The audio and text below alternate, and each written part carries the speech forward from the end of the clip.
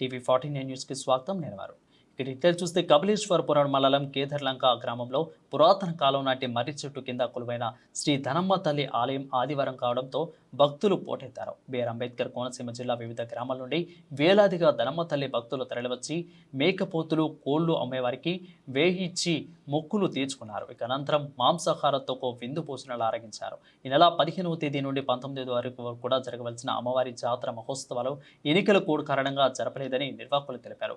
ఆలయం వద్ద ఎటువంటి అవాంఛనీయ సంఘటన జరగకుండా అంగర పోలీసులు బందోబస్తు కూడా నిర్వహించారని అన్నారు.